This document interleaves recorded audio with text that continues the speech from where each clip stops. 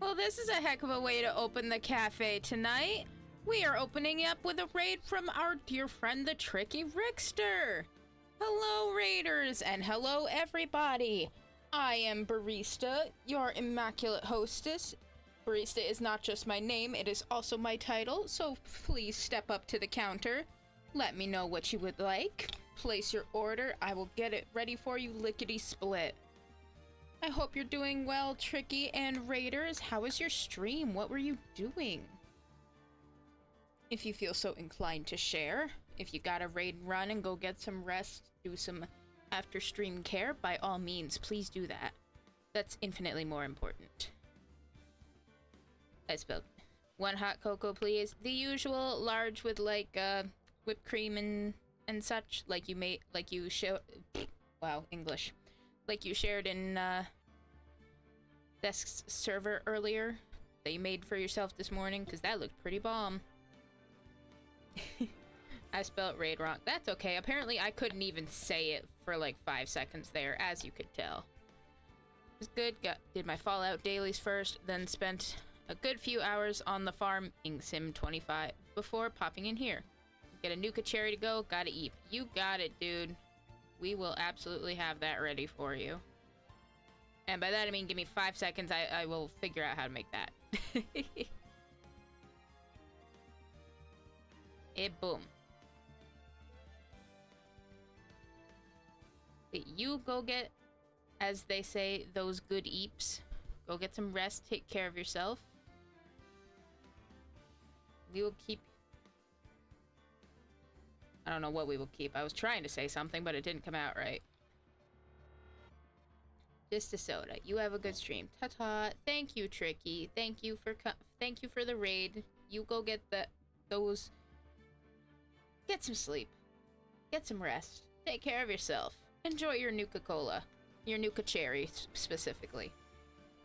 It's definitely not the same, but I actually have a zero sugar cherry Pepsi with me, so... The cherry vibes. It had caramel creamer, cinnamon sticks soaking in a bit, honey, and whipped cream on top. Gold cinnamon and sprinkles on top. That sounds delicious as fuck. And I hope you enjoyed it. Well, today, we are, well, hopefully, finishing up Case 4 of the first Phoenix Wright Ace Attorney game.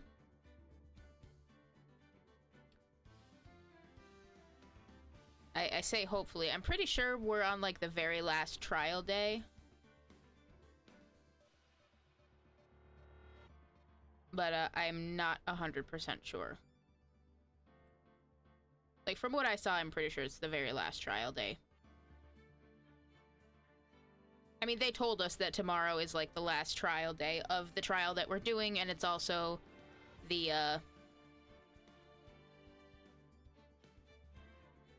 I guess, expiration date for the DL6 incident, where it goes into...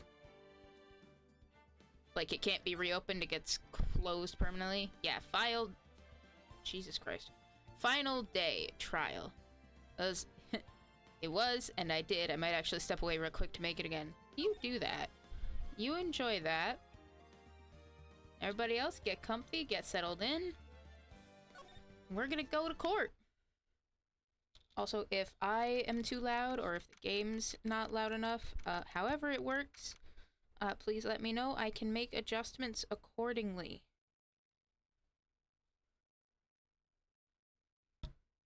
December 28th, 9:51 a.m. District Court Defendant Lobby Number 2. This is it. Judgment Day. Today, things are going to get settled at last. A lot of things. Ah! What's the big idea? Sorry, Nick. I only touched your shoulder. Oh, did I get, like, static shocked? That was a good show. I want to rewatch that sometime. I guess the shock hasn't worn off from my run-in with the stun gun yesterday. Yeah. Among other things that happened to us while we were searching for evidence and everything for our case, both Maya and Phoenix got frickin' tasered by the prosecutor, Manfred von Karma, and he stole almost all of our evidence. Like, the only thing that he didn't take from us, from the file, was, this bullet. Everything else that we had on us pertaining to the case, he just took. We do not have it anymore. I'm not surprised, because he's a total dickbag, but, like, come on, man. Don't tase me. But he did. Anyhow, today's the last day of the trial. Good luck, Nick. Thanks, I think I'm gonna need it. Yeah, thanks, Maya. There he is. Hello, Edgeworth. You look as pleased as ever about the situation. At least you didn't get tased. Edgeworth is looking glum as always. I hope Von Karma doesn't push him too hard. If he does, I will push him back. I will push Von Karma back. I'll push him down a flight of stairs. He's 65. That could do some serious damage. Get the flex tape, because that'll be a lot of damage. Just so we're clear, I do not condone violence against the elderly in real life. In the case of this fictional asshat, yes. Yes, I do. Whoa! What are you doing? Fuck if I know, man. I'm just here. Sorry, I'm sorry. I just thought I'd cheer you up with the pat on the back. Hi, maybe you should go outside and discharge? Right, good idea. Try not to electrocute anyone on your way out. Whoa, pal! Oh no. Of course, if anybody else gets fucking electrocuted, it's Gumshoe. Oh. What's gotten into that girl? Detective Gumshoe. Morning, Mr. Edgeworth. Good morning. How did it go? How did it go, Detective? Have no fear. As promised, I've captured our runaway caretaker.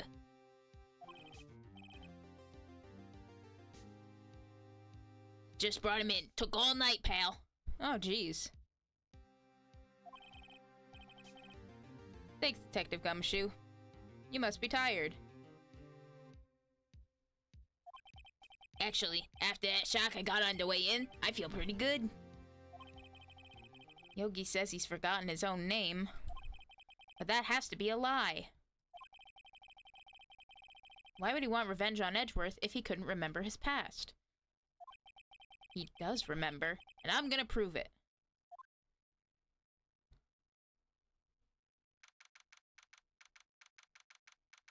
December 28th, 10 a.m. District Court, Courtroom number 3. What's up, Easter Island Head? Court is now in session for the trial of Miles Edgeworth. The defense is ready, Your Honor. Yeah, what do you want? The prosecution is ready. You're unusually cooperative. What's gotten you? Did you run into Maya and you felt the effects of your own stun gun? Right, very well. We have reached the final day of our proceedings in this trial. I ask that the prosecution submit decisive evidence. Understood. He is being very cooperative, and that's unusual for him. Wonder if he got laid or something. Come on, don't be awed into silence by every little thing he says. Very well, Mr. Von Karma. Your opening statement. Right. Thanks to Detective Gumshoe's efforts, the boat rental shop caretaker has been arrested. In yesterday's trial, the defense asserted that the caretaker was the murderer. However, the caretaker has yet to confirm this. I would like to ask the defense to cross-examine him as much as necessary. Very well. Very well. Please bring the witness into the courtroom. What is this, old man trial of the century? Ladies and gentlemen of the court, I believe you all remember our witness. Does the witness remember himself? He lives in the boat rental shop on the lake from where he witnessed the incident. In addition, he has currently lost memory of his name and identity. Don't worry, we got that figured out. Witness, why did you run away yesterday? The witness was not running away, as he will now testify. Oh, I see. Very well, please begin your testimony.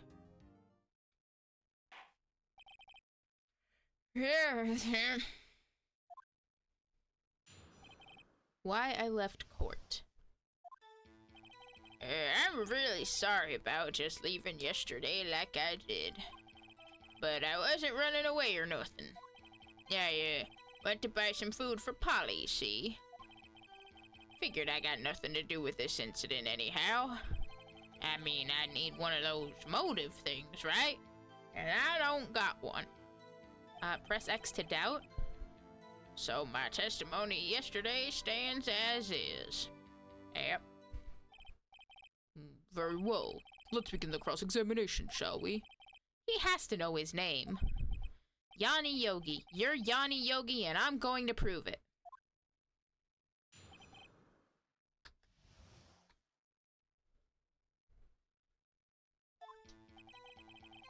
Really sorry about leaving. Wasn't running away. Went to buy some food. Well, I mean, even if we weren't painting him as, like, the murderer, he's still a witness. So, like, dude, you've lost much of your memory. Is that correct? Oop, wrong button. Yep, seems like it. Then how could you know that you didn't have anything to do with this incident? That, okay, yeah, that too. Or maybe you're lying about not having your memory. You know exactly who you are. The witness has testified quite clearly that he has no memory of who he is. If you claim he's lying, show the court proof. Grr. How am I supposed to prove what's going on in that old codger's head? That's impossible. I'm glad you've come to your senses, Mr. Wright. Very well, witness, please continue. I mean, I need one of those motive things, and I don't got one. Well, I have no idea what he's gonna say about this. What do you mean you don't have a motive? How can you say you had no motive? I say you do. You had a grudge against Edgeworth and the victim, Robert Hammond. That's why you took revenge on them, right? Please don't make me repeat myself, Mr. Wright. This witness has no memory of anything beyond several years ago. How are we defining several? If it was 15 years ago, he could remember. He can't hold a grudge. It's impossible. I have to prove he's lying about his memory. Otherwise, it's going to be the same thing over and over until the trial ends.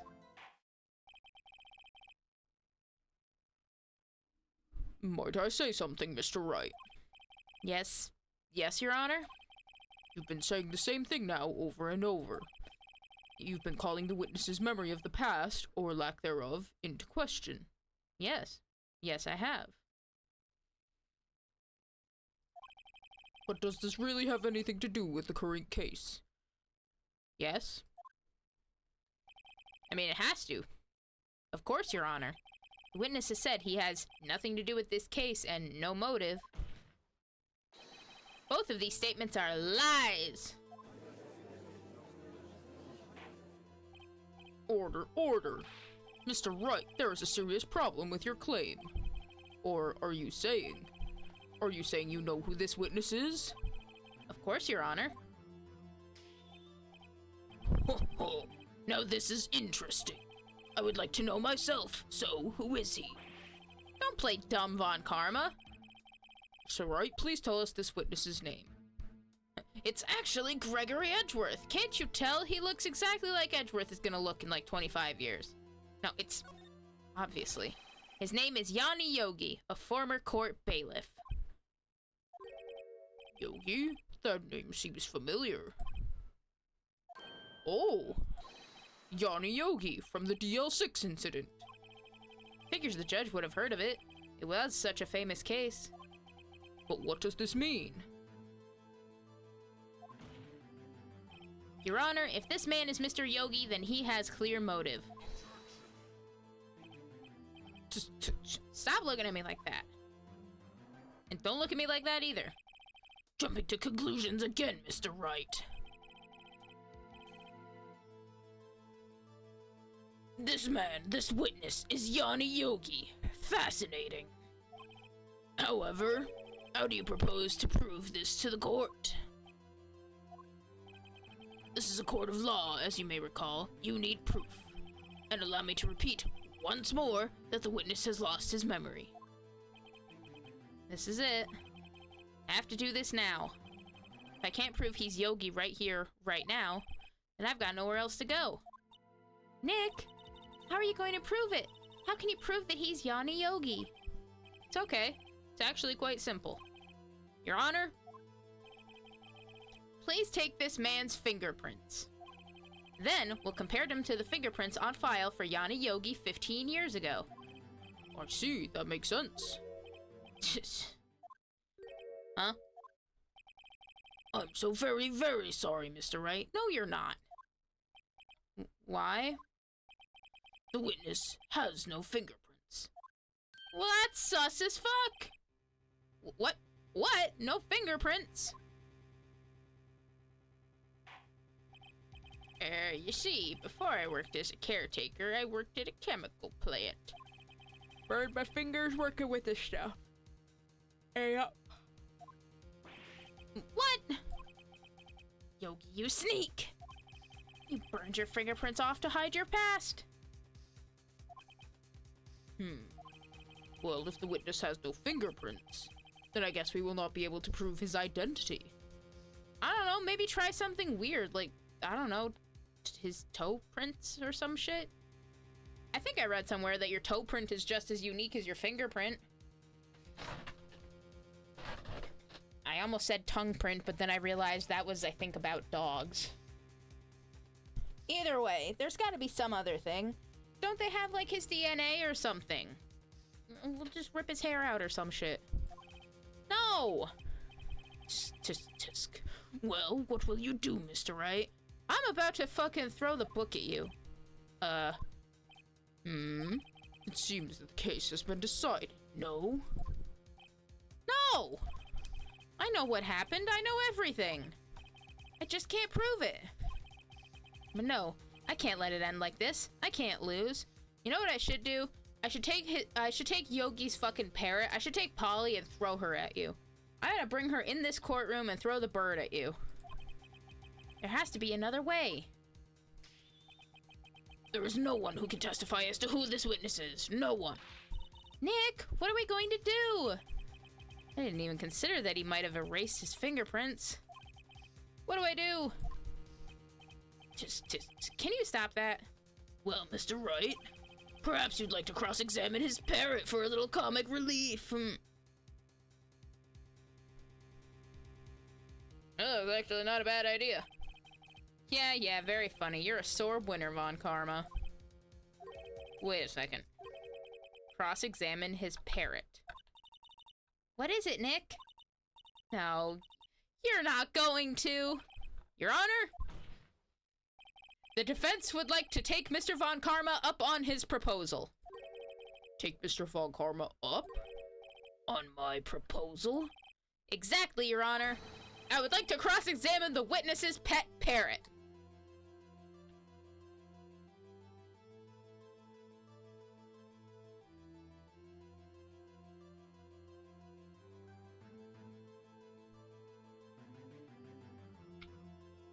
Gang, you can't make this shit up.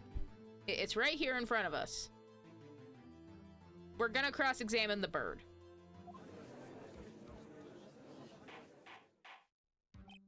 Order! Well, what do you think, Mr. Von Karma? Need you even ask? This is a farce. I object. Wait a second. You were the one who suggested I cross-examine the parrot, Von Karma. I have a right to do as you suggested. Well, if you're so desperate, then please be my guest. Of course, should you go through with this, and nothing comes of it, then I hope you're ready for the consequences. Nick, this is crazy. Well, still want to go through with your little game? Yeah. If I don't, I've got nothing. Let the parrot take the stand. I will cross-examine her, Your Honor.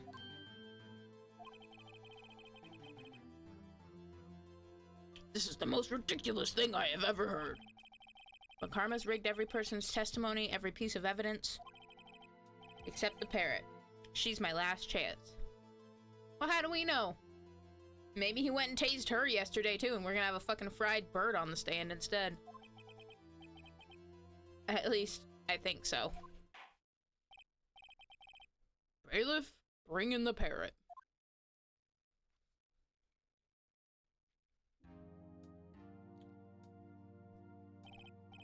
That's quite a bird. Please tell us your name. Name. The witness is ignoring me. Must hurt to be ignored by a bird. Very well, witness. Who is your owner? Please, testify for us. Who is your owner? Hello! Hello! Ah! Shortest testimony ever. By the way, folks, in just a little bit here, we've got a 90-second ad break coming up. So as always, if you want to A, not have to deal with those pesky ads, and B, help support the channel, you are always feel free to subscribe if you are so inclined. Not only will that prevent you from viewing those pesky ads, but it will also get you a lovely set of emotes done for us by the immaculate Supernova EX. Or you can just sit and watch the ads as well. That also supports the channel. At any rate, no matter what you do, as long as you're sticking around and spending your time with us in some way or another, your support is invaluable and is always appreciated. Whether it is watching the ads or subscribing or whatever. Your time is a non-renewable resource. You've only got X amount of it to spend, and the fact that you spend it here with us is very appreciated. Let's get back to cross-examining this bird. Certainly the most concise testimony we've had so far. Very well, begin your cross-examination. I will. Right. What are you going to do, Nick? I don't know. What do we do, Maya? I mean, Maya was the one who kept asking the bird shit, so...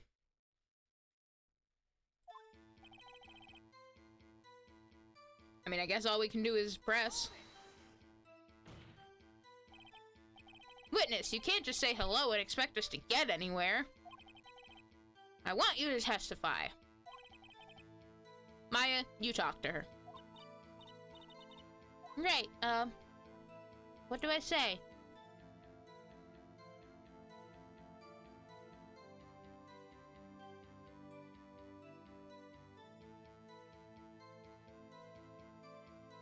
Well, when she said... Before when we said, have we forgotten something, she said, don't forget DL6. So let's see if that happens. As I recall, 2 days ago. Yes, also, I knew I was forgetting something. Thank you, Nova. If you have Amazon Prime, you can use your Prime sub and support the channel with your Bezos pesos, as they say.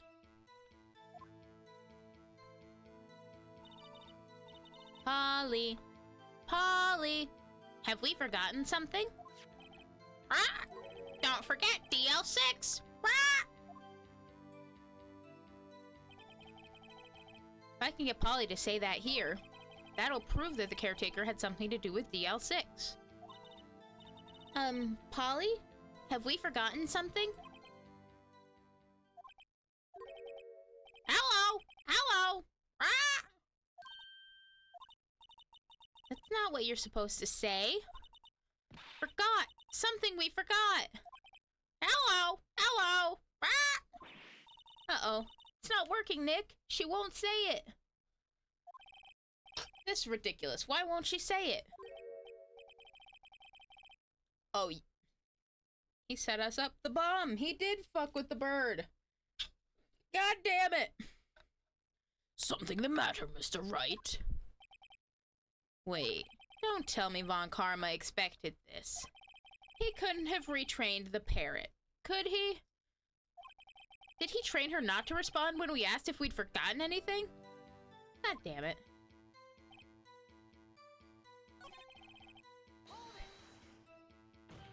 Let's see what our other options were. What do I say? What's your name? What's the safe number?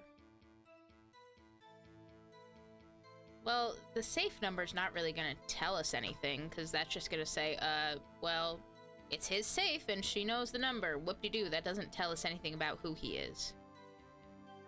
Let me check. Autopsy report, file on DL6.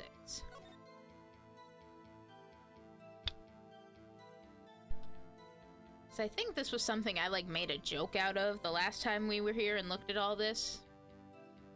But I feel like I might have been more right than I initially thought. Murder weapon fired twice. Suspect data. Trapped in elevator with Edgeworth's memory lost due to oxygen deprivation. After his arrest, fiancée Polly Jenkins committed suicide.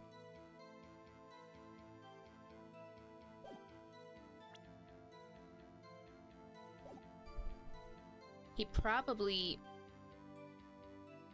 as a further way to remember things, he probably named the bird after her. And a lot of people are probably like, oh, you know, Polly want a cracker, haha, it's a bird, that's the joke. No, I think it's deeper than that, and I think that's what we're gonna have to go with. Let's ask her name. Maybe I should get her to say her name. Polly, Polly, what's your name? Polly! Polly! Ah! Mr. Wright? I think we've established this parrot is named Polly. Does this have anything to do with her owner's identity? Yes, if I'm right, and me looking into it too much is looking into it exactly the right amount, it's very important. Yes, it does.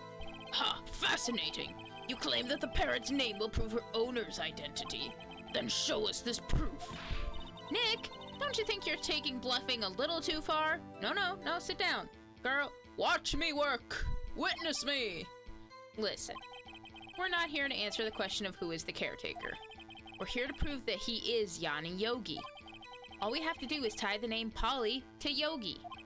Your Honor, the proof that the parrot's name reveals the caretaker identity is the DL6 file. The DL6 case file?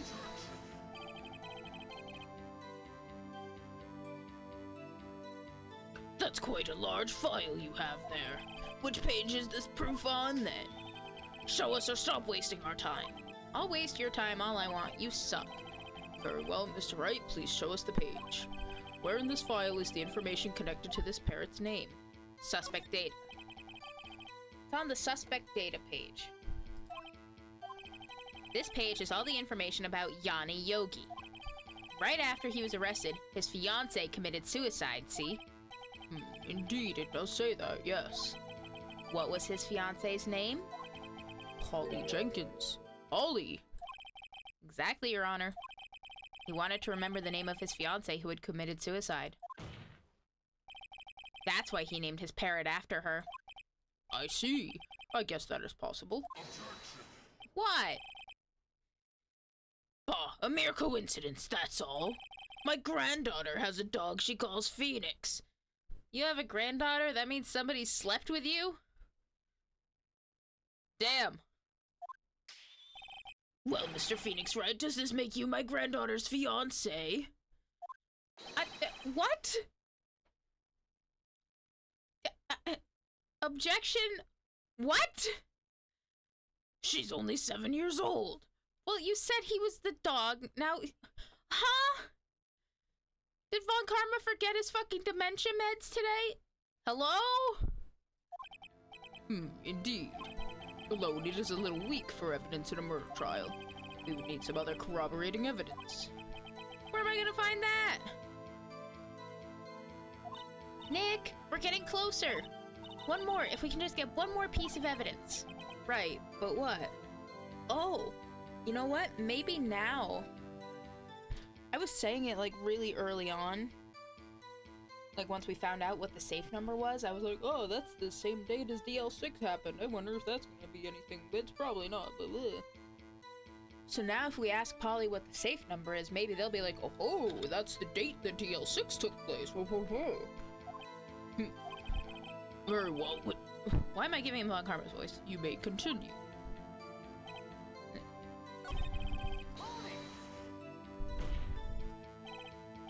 Witness, can't just expect us to say hello. Maya, talk to her. What's the safe number? That's about the only thing that we can do now. Because if we just asked for it before, they would have been like, oh, it's just some random numbers. Or they would have been like, yeah, it's a date, but what does that have to do with anything?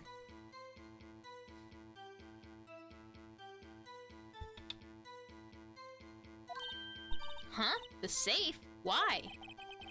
Let's just try to get her to say anything, okay? Polly, what was the number to the safe in the shack? 1228. 1228. My, what a reckless parrot. Well, Mr. Wright, you aren't claiming that this number has something to do with the caretaker. It does. Actually, it does. That's why I had her say it. Ha! Ridiculous! How can the number to a safe tell us who the caretaker is? Show us your proof. I feel really bad for that girl. I do too, Nova. What could possibly link this number to the caretaker's true identity? Again, it'll be the date. Yeah, 1228, 1228. The date. The DL6 case file? What is this obsession you have with that case? Mr. Wright, where in this file is something relating to the safe number? Case summary. The date of the incident. It's on the case summary page. Case summary? Specifically, the date on which the DL6 incident occurred. The date of the incident? December 28th. Why, that's today's date, 15 years ago. And the number on that safe is 1228. Ah! He used the date of the DL6 incident as the number for his safe, Your Honor. That's how important that date was to him. I see. It certainly is an interesting coincidence. People often do set their secret numbers to dates. Bah! This is not tangible proof. You know what's not tangible proof? You claiming you have a granddaughter, and that means that you slept with somebody. I refuse to believe that.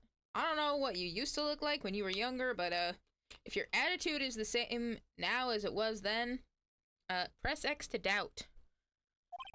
I set my ATM card's number to 0001 because I'm number 1.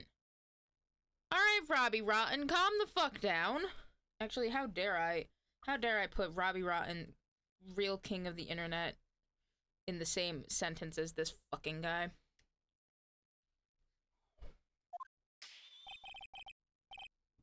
This has nothing to do with the date. Nothing. Oh, I see. He doesn't want it to be connected to a date because he could never get one. I see. That's enough. I think we've reached a conclusion here. This is a mere coincidence, that's all. True, that is a possibility. However, 2 coincidences at the same time seems more like a pattern to me. You know what else? You know what else seems like a pattern? Me consistently fumbling putting the bottle top back on this soda. God damn it. What are you saying? Summon the caretaker of the boat shop. Immediately.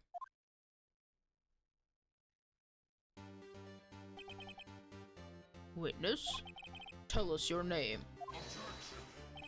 Wait! This witness, he doesn't remember. No, it's okay. Oh, he's standing upright and everything. Look at him. I've accomplished what I came to do. I'm done. Nick, he looks totally different. This is the real Yogi, I think. Finally. He's been acting feeble to hide his true identity. Acting for 15 years. Well, let me ask you again. Please state your name for the court. My name is Yanni Yogi. 15 years ago, I served as a bailiff in this very court. Order, order. Yanni Yogi. So, was it you who killed Robert Hammond? And tried to frame Miles Edgeworth for his death? Yes, it was me. I did it. They put me on the witness stand 15 years ago. Robert Hammond, he said I was mentally unsound. He told me it would make me innocent, get me off the hook. So I pretended to have brain damage. I was innocent, really, but he didn't believe me. We won the trial, but I lost everything. I lost my job, my fiancé, my social standing. Then this year, 15 years later, a package arrived. It was a letter and a pistol. The plan was written out in careful detail. It was a plan for me to take my revenge on the people who ruined my life. Yes, a selfish-ass defense attorney who did deserve it, kind of, frankly. He sounds like a real piece of shit. And a guy who was a literal child when this happened. Good job, buddy. I didn't care who had sent it. I thought this was my chance after 15 years. This was it. Finally, a chance to have my revenge on Robert Hammond and Miles Edgeworth. I have no regrets. Wait a moment. Revenge against Miles Edgeworth? Yeah, thank you, Judge. You know, you're not always on the ball, and I have to explain simple concept like radio to you, but, What do you mean? I'm not at liberty to speak on that matter. Why don't you ask Mr. Edgeworth yourself? Anyway, I admit it. I was the one who killed Robert Hammond. Well, that's that then. Von Karma, where is Mr. Yogi? Under arrest, Your Honor. I saw no room for error in his confession. Then the defendant, Miles Edgeworth, is innocent. In this case, at least. What do you mean? Very well. Will the defendant please take the stand? There he is. Hi, buddy. There are a few mysteries left unsolved. Still, you are cleared of suspicion for this particular case. Yippee! So I would like to pass judgment on the murder of Mr. Robert Hammond. Any objections? I don't believe it. Why isn't Von Karma saying anything? Yeah, I feel like something else is about to happen. I feel like the other shoe is about to, like, drop. And something else is about to, you know, just shit hit the fan. Very well. This court finds the defendant, Mr. Miles Edgeworth, not guilty. Yippee, the confetti, woo! That is all. This court is adjourned. Before the other shoe drops, because again, I'm certain something else is about to happen. I can't remember if it was like an official thing or if it was just like a fan comic. I feel like it was an official thing. I just can't remember where I saw it. That, the reason there's confetti and everything that comes down is because, Gumshoe goes and, like, Gumshoe's the one who goes and, like, cuts it up. And he's the one who throws it from the balcony after a trial. If I remember correctly.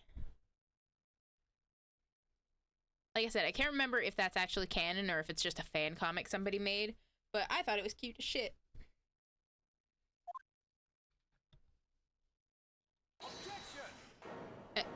Huh? Did someone just say objection? Yeah, that was Edgeworth. Edgeworth, what the fuck are you doing? It wasn't Von Karma. Wait, but that means... No. Edgeworth! Edgeworth, why are you bringing the banging music with you? Your Honor, I object to your judgment. Huh? Sir! What do you mean? I am not innocent at all. As we have heard, Yanni Yogi killed Robert Hammond in revenge. But revenge for what? Nick! Edgeworth is trying to confess. He's gonna say he's guilty. He's gonna tell them he was the murderer in the DL6 incident. Fucking same. Same, Nova. He's gonna tell them he killed his own dad. Uh-oh, what do I do? Objection? Objection? Nuh-uh.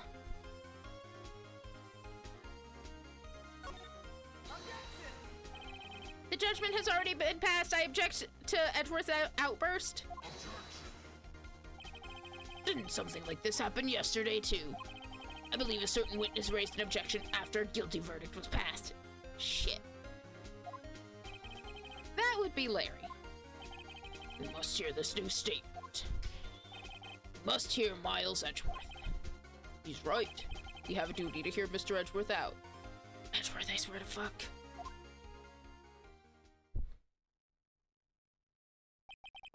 For 15 years, I've had a recurring dream. Sir, you're trying to get yourself called guilty on a murder charge because of a dream. Sir. No, you know what? Hang on. What the fuck are you doing? Just take the innocent verdict. What the fuck?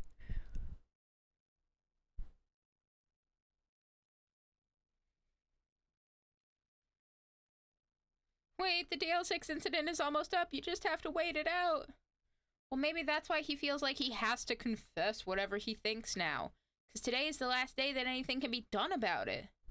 And if he feels responsible, he wants to find out the truth. This is like the last day he can possibly find out before it gets shut away forever. So, like, I get it.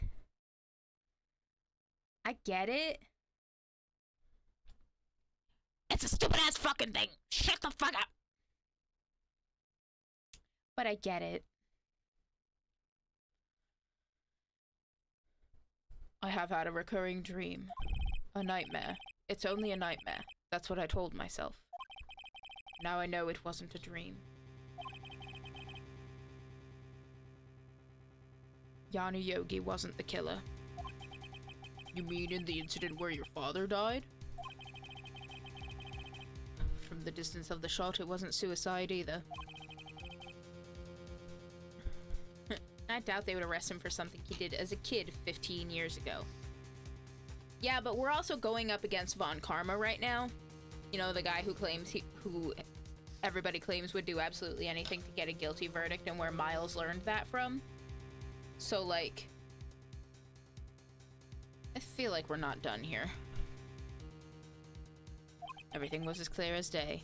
The murderer, the criminal in the DL6 incident. It was me. Your Honor, I confess my guilt. I am guilty for DL6, the statute of limitations which ends today. The culprit is me. Boy, you better turn that finger around. No, you better put that down. Hang on. Sir, as your lawyer, I'm obligated to tell you to sit the fuck down and shut the fuck up. Knock it off! Clients these days. Can't get them to work for nothing. Pardon the odd angles. Excuse me while I reassert myself. There we go.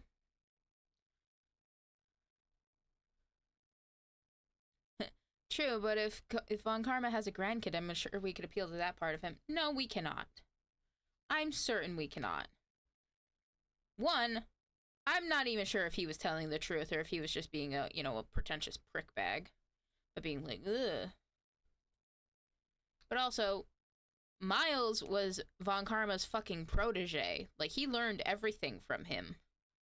And I'm certain Von Karma would do absolutely anything to throw him under the bus, especially since we just got him found innocent of a different crime. Like, listen. I would not be surprised if it turns out that, like, Von Karma was the one who somehow killed Edgeworth's dad because he got him a penalty in court. The fuck you think he's gonna try to do to Miles, or me, for actually losing him a case? Maybe, I don't know, maybe he thinks Edgeworth is besmirching him somehow by simply existing still, so he wants to get him out of the picture. I don't know. Fuck.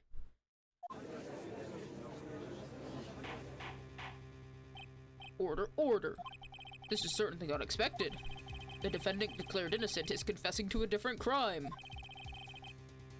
A crime for which the statute of limitations runs out today. Yes, Judge, we've established that.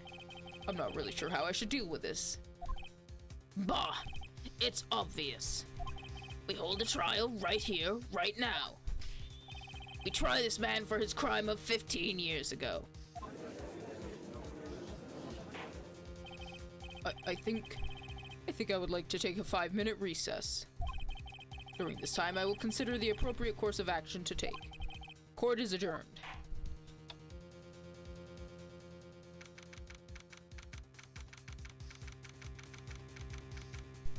December 28th, 2:24 p.m. District Court, Defendant Lobby Number 2. And if this goes to, like, end of business day, we have, like, 2.5 hours to prove his innocence from a case from 15 years ago. Edgeworth! Edgeworth, when I fucking get you. You better be fucking sorry. I ought to kick your ass. Come here. Sure those up. Hang on. I got. Nope, that's not it. Aha! Yeah! I got it.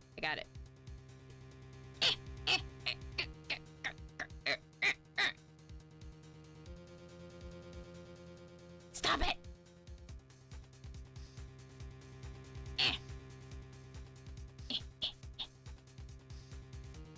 God! Why are men? Anyway.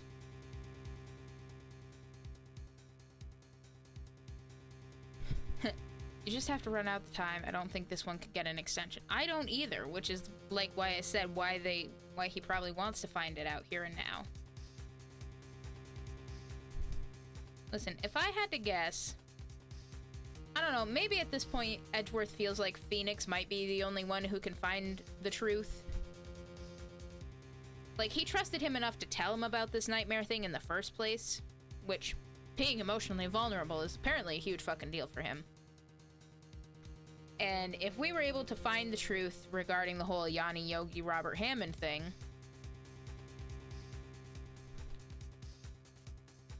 maybe he feels like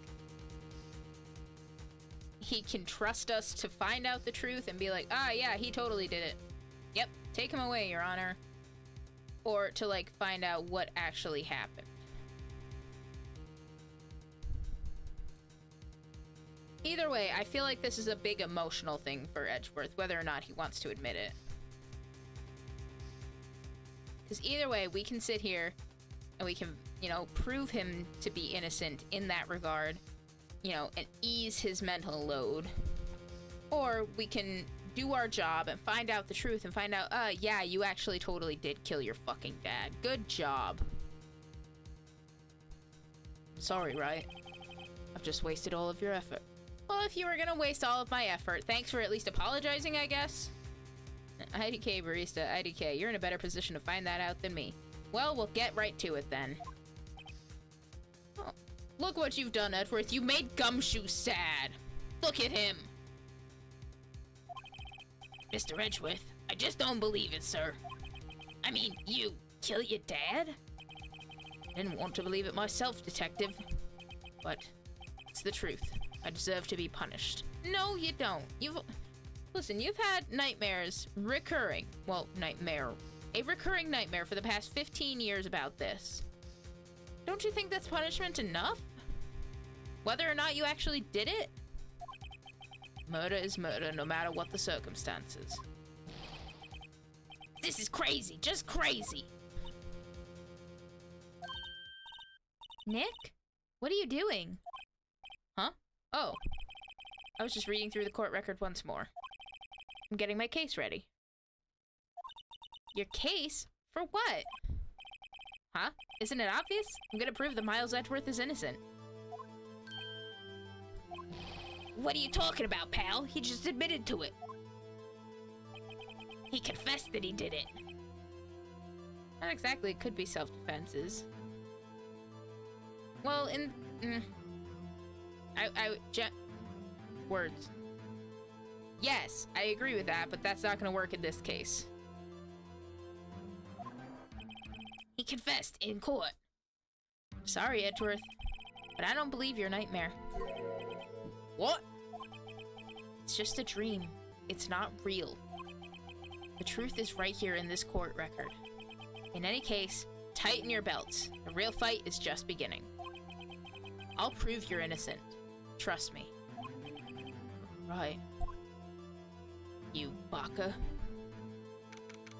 December 28th, 2:30 p.m. District Court, courtroom number 3. Yeah, again, if this only goes until, like, end of business day shit, we've only got until 5 o'clock. We've got 2.5 hours to sift through 15-year-old evidence and whatever the fuck. Alright. Now then, I would like to resume our trial.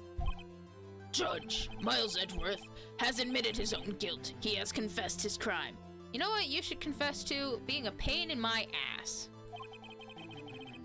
Let us begin by hearing his testimony. Then, though pointless, let the defense do their cross-examine. The statute of limitations on the DL6 incident runs out today. Though it's unconventional for me, I'd like to run this one by the book. Unconventional for you to run something normally by the book? Like a professional? Yeah. Does the defense have any objections? No, Your Honor. Von Karma, you knew this was going to happen from the very beginning, didn't you? Very well. Will Miles Edgeworth take the stand?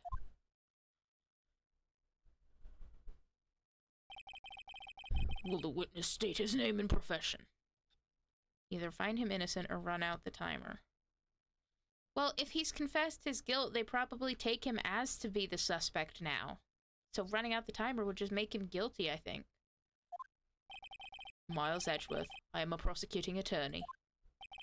Mr. Edgeworth, 15 years ago you mistakenly killed your father, Gregory Edgeworth. Objection, leading statement. He's leading the witness and trying to make the court believe something. Is this correct? It is correct. Then testify about this matter to the court. When Edgeworth was telling me about his dream yesterday, I noticed something.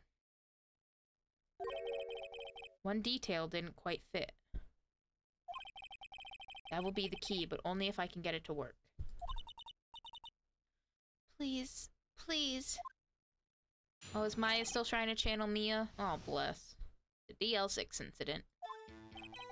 That day I had gone to the courtroom to observe one of my father's trials. As we went to leave, an earthquake struck, trapping us in the elevator.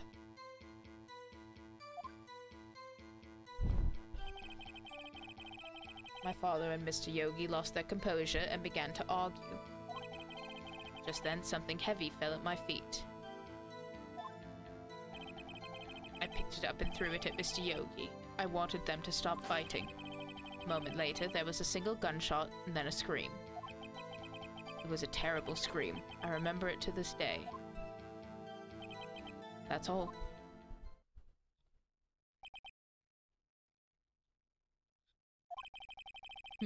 And until now, you thought this memory was a dream.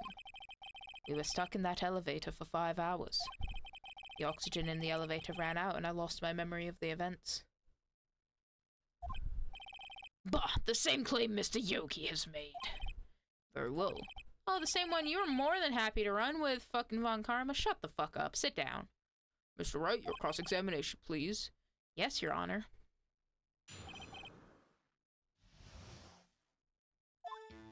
I need to look at something real quick. DLC.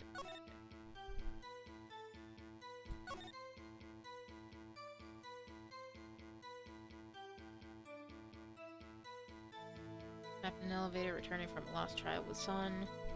One bullet found in heart. The murder weapon was fired twice. Edgeworth said he only heard it once, I think. Stuck in the elevator, arguing, heavy. There was a single gunshot.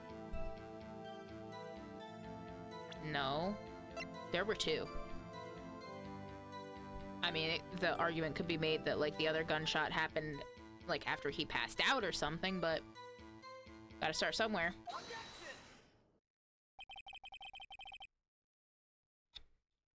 Are you sure you only heard one gunshot? You know what, now I need to look at something else. A boat picture. Yeah, let me look at this.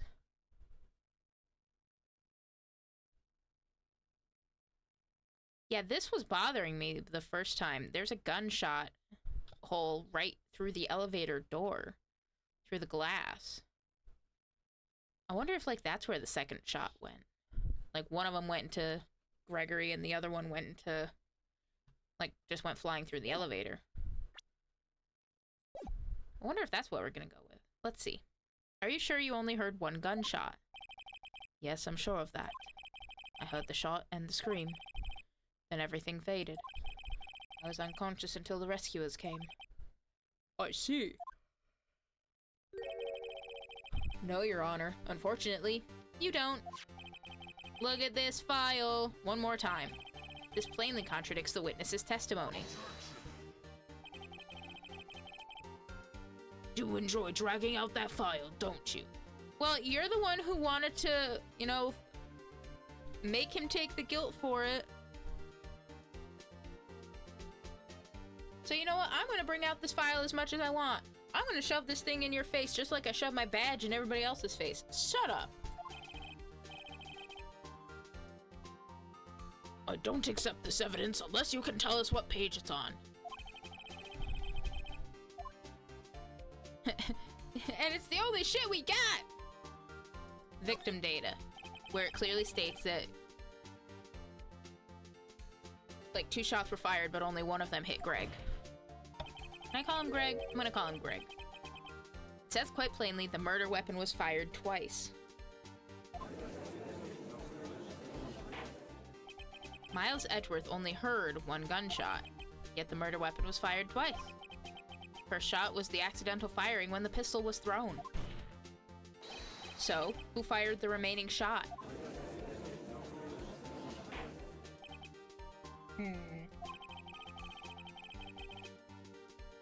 Was there perhaps a second shooter who fired that second shot? Your Honor, as I'm sure you're aware, this incident occurred 15 years ago. The evidence is dated. The pistol did fire twice. However, we do not know when that second shot was fired. It might have been fired the day before the incident. There is no proof that the second shot had anything to do with this incident. I think... No. Ding dong, you are wrong. Ding dong, you are wrong. What? I see. You do have a point, Mr. Wright. The murder weapon was fired twice, as we have heard. One of those shots was fired by the defendant, a boy at the time. Do you have any proof the other shot fired had something to do with the case? Yeah. If I'm right, which I think I am. Your Honor, I think I will be able to show you proof. What? Impossible. Now, Mr. Von Karma, save your surprise for after you see the evidence.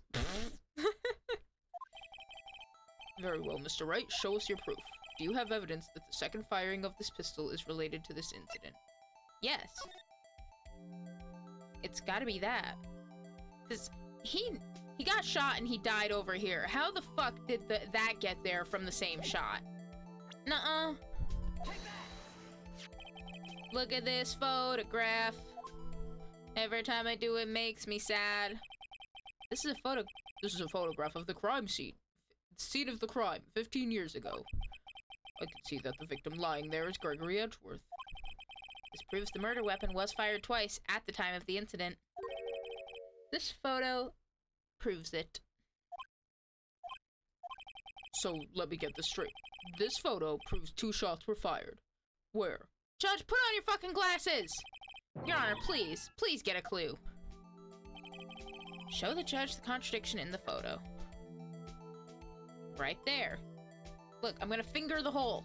I'm fingering the hole. See, guys? I'm fingering the hole. Take that! Yeah, take that, you stupid hole.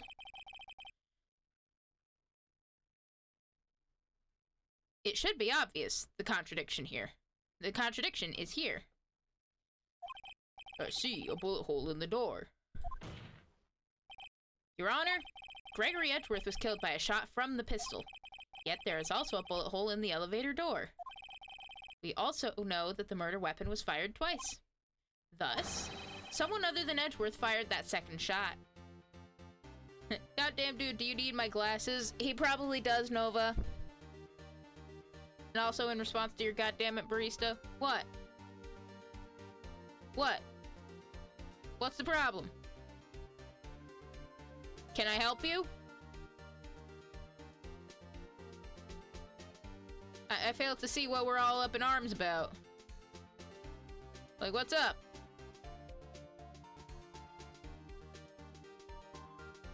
Oh, I know what it is. You didn't like me fingering the hole, did you? You're right. I shouldn't have fingered that hole. Clearly, I should not have fingered that hole. It was made of broken glass. I could have hurt myself.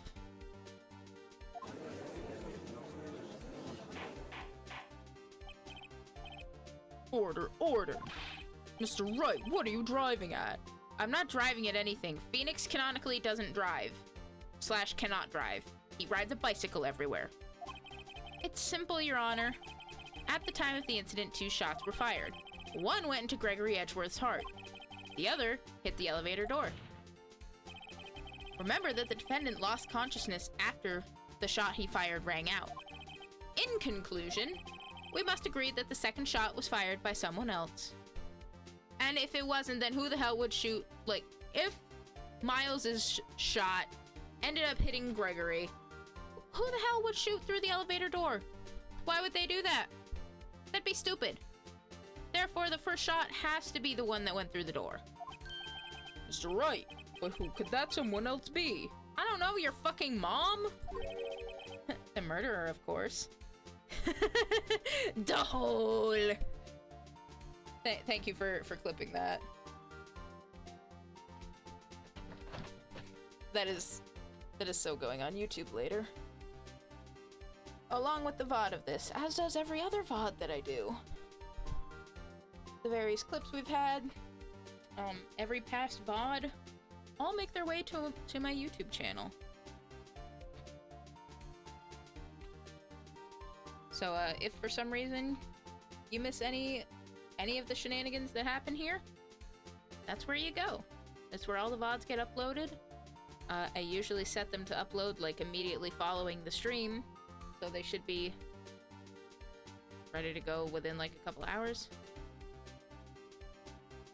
Yeah, I didn't respond to your question about me saying, "God damn it, barista," but consider that my response. So what you're saying is, your response was about the hole. Okay. I knew I should have stepped in before your wild fantasies got out of hand. Mr. Wright, look once more at the DL6 incident case file. Look closely. Try the case summary page. Case summary. That's on page 1. Look at what is written there. Not a single clue was found on the scene. Yeah, well, you know what else should have been considered the scene?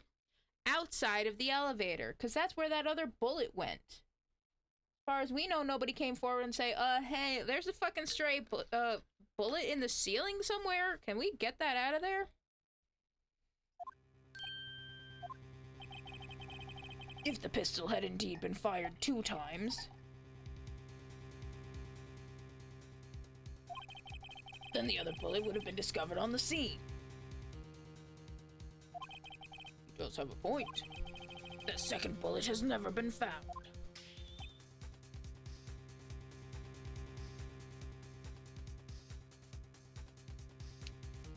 Why? Because the second bullet does not exist. I mean, it must exist. It must have went fucking somewhere. Hell, for all we know, you probably have it. Keep scratching at your arm. Maybe you got shot in the arm or some shit. This is all an elaborate cover-up. Fuck, I don't know. The bullet that claimed Gregory Edgeworth's life was the one fired by his own son. Objection? Nuh-uh. That is the truth of this matter. The whole truth. I just pointed at the whole truth, buddy. It was undoubtedly something else that made that bullet hole in that door. Like what? Fuck you mean there's something else that's made the hole in the door? Objection. Nuh-uh. I object. That was objectionable. Anyway.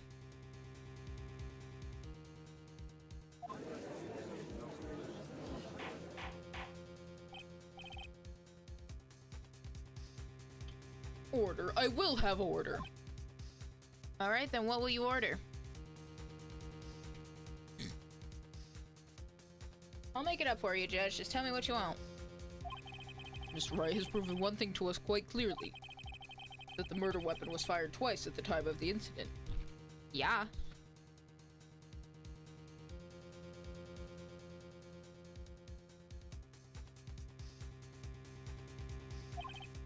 However, as Mr. Von Karma says, the second bullet fired was not found.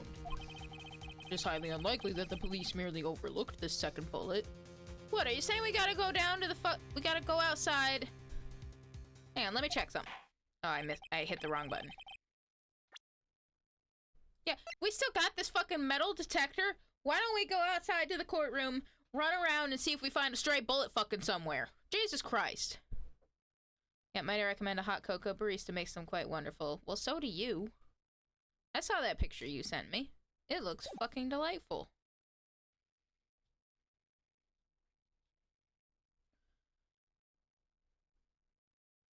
So, all we have is the single bullet fired. I'm afraid I have to discount the defense's claim. Discount? You mean, you're taking it at an even less value? What a deal! Stop tisking at me, you fucking asshole. I praise the judge for his wisdom in this matter. Okay, clearly something's up. Von Karma don't praise nobody except himself. Your Honor. Objection, suspicious positivity from Von Karma. How did this happen? I don't believe that the second bullet didn't exist. Was I wrong? No, Phoenix, you weren't. Have I been wrong about this whole incident? No, you haven't. What are you doing, Nick?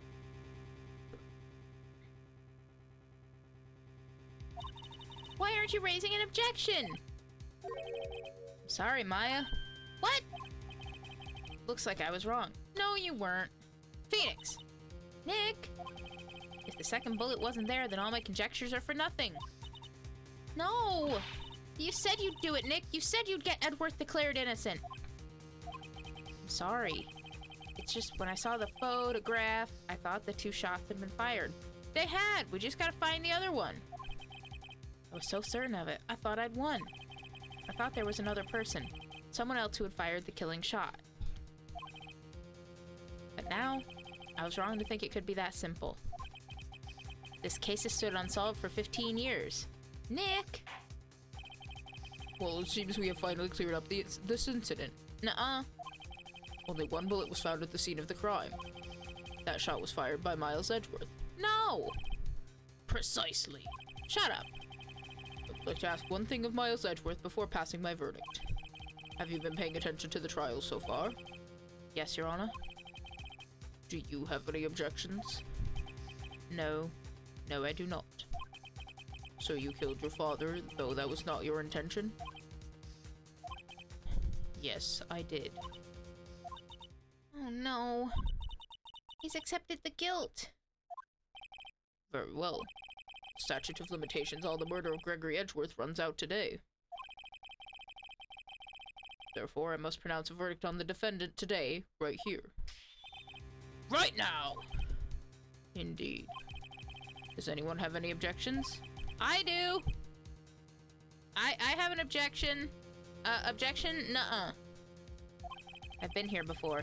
It's just like my first day in court. There's so many things I know I should be saying, but my mind's gone blank. I can't find the words. Mr. Wright? I have an objection. Your Honor. I object. Stop tisking at me. Mr. Wright, on what grounds do you object?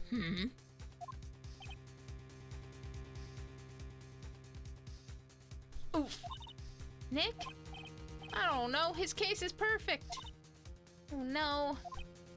Ugh. It must exist. The second bullet. Huh? What? What did you just say? Nothing. Second bullet must exist? But where?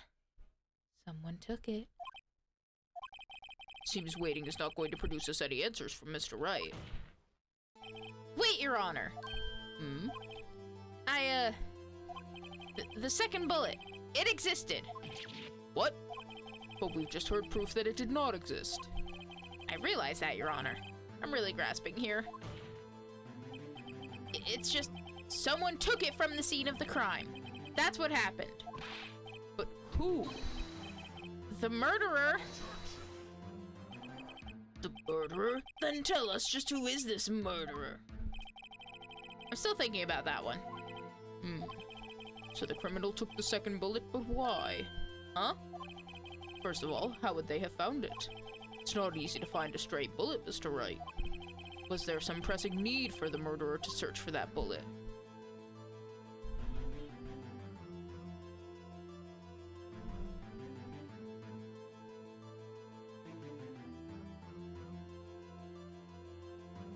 Okay. Let's back up.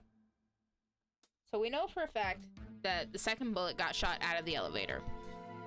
What if somebody was out, or rather the first bullet, got shot out of the elevator? What if there was somebody who was waiting for the elevator and they got hit with that bullet and that was the scream that Edgeworth heard?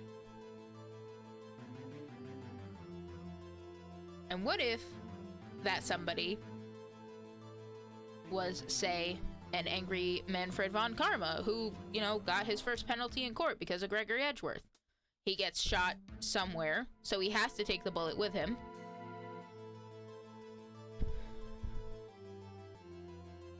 I might be getting ahead of myself, but he didn't need it because it was like stuck somewhere in him. That's what I'm gonna go with. Why would the murderer have spent the time to look for that stray bullet? I haven't got a clue. What's wrong, Mr. Wright? Bah, the murderer had no reason to take that bullet. Yeah, I wonder. You don't want to admit it, but it's true. Ugh. Had to take it. Had to take it? The murderer? What does that mean? You're thinking too normal.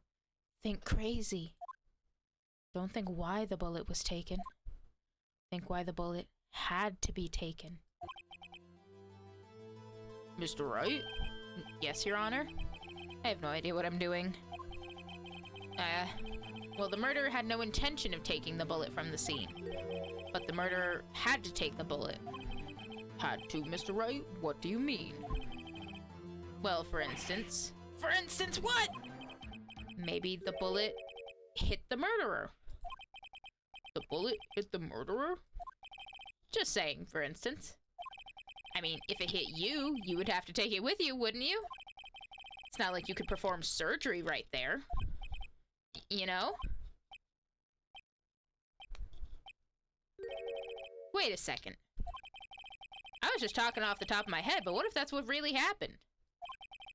Let me get this straight. At the time of the murder, the murderer themselves was shot. and they left with the second bullet still inside of them, thus leaving only one bullet at the scene of the crime? Yes, I guess that's how it would work, yes. But there's a problem with that. There's a problem with your face. The other two people rescued from that elevator, Miles Edgeworth and Yanni Yogi, were both unharmed. Yeah, which means there was somebody outside the elevator. So that would mean murderer came from outside. Yes.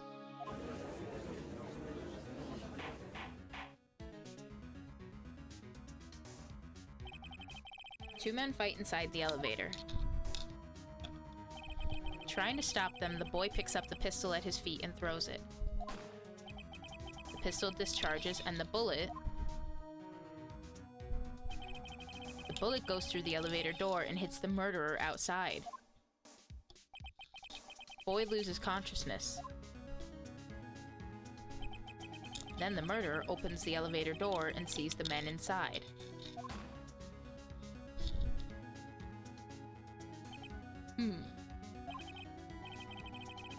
Mr. Wright, you are truly the most unpredictable defense attorney I have ever known. Thank you. I can tell you're grasping, yet I cannot deny the possibility of what you say. Thank you. What are you saying? Deny it! Deny it! No one involved with the incident was wounded. There was no murderer. No one was wounded at the time of the incident. He's right. I can't think of anyone. Hey, Nick? Huh? I just thought of something really crazy. Crazy? Remember what Mr. Grossberg said yesterday? Gregory Edgeworth dealt a blow to his perfect trial record. Wow. It must have been quite a shock for Von Karma. He took a vacation for several months after that, you see. Yes, an unusual event for the man. That was the first and the last vacation he's taken in his many years of prosecuting. What if it wasn't a vacation and it was a, ow, I got shot and now I have to wait for my fucking gunshot wound to recover so I can actually be presentable in fucking court? What if Von Karma didn't take that vacation because of shock, but took it because he was injured? Which would mean, it would only mean one thing. He was the murderer in the DL6 incident. He was the man who shot Gregory Edgeworth. It was Von Karma! Oh man. Something wrong, Mr. Wright? You seem dazed. No, Your Honor.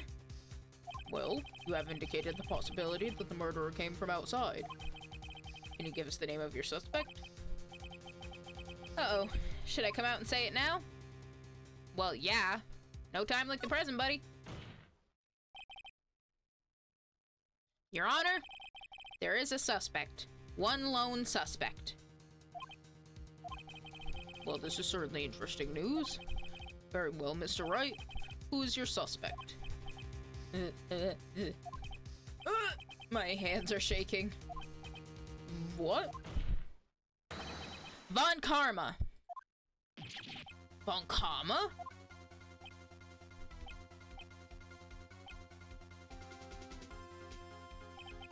You mean the Von Karma, the prosecutor? The one standing right over there? Bah! You don't object? I see no need. Why honor this ridiculous outburst with my objection? Because you took a vacation for several months starting the day after the incident. Yet you pride yourself on a perfect record. Why would you take such a long vacation without any reason? So you're claiming that I took a vacation to heal my injury from the incident? Yeah. I mean, if the murderer got shot in the arm or something, that'd probably be very uncomfortable for the rest of his life. He might grab at it when things get intense. Huh? Fascinating. Prove it. I would have needed surgery, no? Where did I go under the knife at, Mr. Wright? You didn't. You're too prideful about that, and you didn't want the connection to be drawn back between the bullet and the whole DL6 shit. Bring the doctor that operated on me. Have him testify. Nick, let's find out who his doctor is. No. It's no use. Edgeworth? I know Von Karma perhaps too well. He's perfect. He wouldn't leave clues. He probably didn't undergo surgery. That's what I'm saying. The bullet's probably still in him. I would leave a doctor as a witness.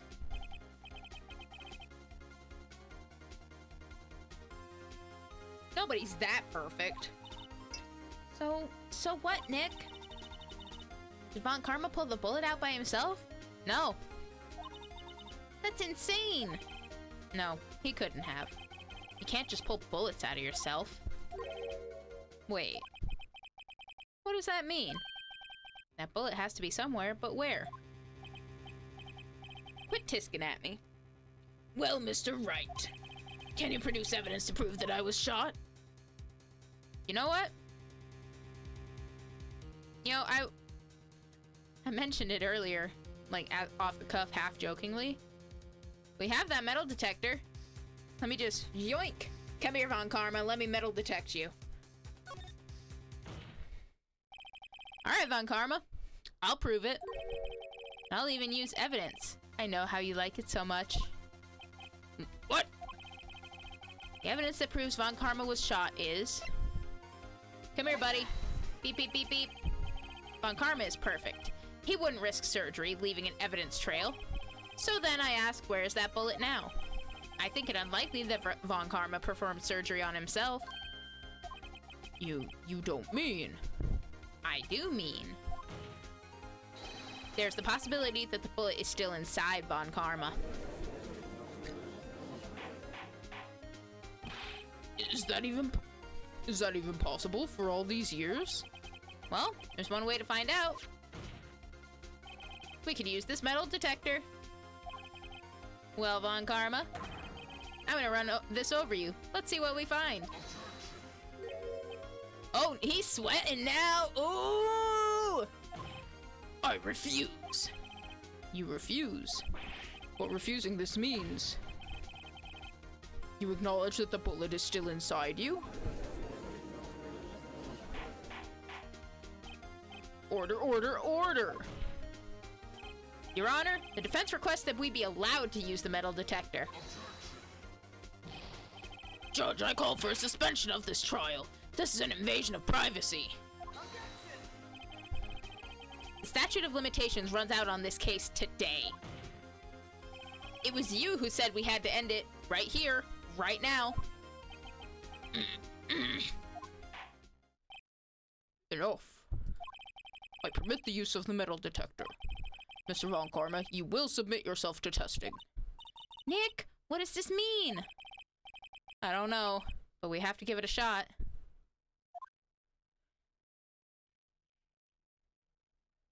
Beep, beep, beep. It reacted. Something's inside his right shoulder. The bullet. Mr. Von Karma. You. It was you. I was afraid this would happen, and so I remained silent. Indeed, there is a bullet in my shoulder. However, it has nothing to do with this incident. Bullshit. What? I was shot in the shoulder long before the DL6 incident. I claim that the bullet in my shoulder has no relation. Okay, well, let's get it out here. Let's check its fucking ballistic markings. But Mr. Von Karma, can you prove that? Prove? I have no obligation to prove anything. It is Mr. Wright who must prove something here, not I. Mr. Wright? Well, can you prove it? Can you prove that the bullet in Von Karma's shoulder was from DL6? Of course he can't. You don't have any of the DL6 evidence. Yeah, that's because you took it out of the records room yesterday and you fucking hit me with a stun gun. With no proof, you cannot convict me of any crime. So sorry, Mr. Wright. No, I'm the one who's sorry, Mr. Von Karma. What? You were close. One day away from freedom. But you see, I have proof. What? Who would have thought you would dig your own grave trying to convict Edgeworth? I can link that bullet in your shoulder to the DL6 incident. And here's my final proof. Taken from Gregory Edgeworth's heart, still bears clear ballistic markings. If we get that one out of your shoulder, it's gonna have the same ballistics. That's a bullet? Where did you get that? You know, grabbed it from you when you fucking hit me with a stun gun. Fucking ass. This is the bullet used in the DL6 incident. This was taken from the heart of the victim, Mr. Gregory Edgeworth. The bullet is preserved quite nicely with all the ballistic markings intact. Ballistic markings? You may recall the term. It came up in the first trial 2 days ago. Ballistic markings are the fingerprints of a weapon. All bullets fired from a gun are marked with that weapon's unique pattern. By examining the markings, you can tell which weapon fired the bullet. It's quite accurate. We have 2 bullets in our possession. One, the bullet removed from Gregory Edgeworth's heart. The other, Mr. Von Karma, is the bullet buried in your shoulder. We could analyze both bullets, and then if the markings matched, we would know that both bullets had been fired from the same gun. The very same pistol, in other words, the murder weapon that killed Gregory Edgeworth. Mr. Von Karma, you will let us remove the bullet from your shoulder. Then we'll compare the ballistic markings to those on this bullet. And solve this case once and for all. Well, Mr. Von Karma?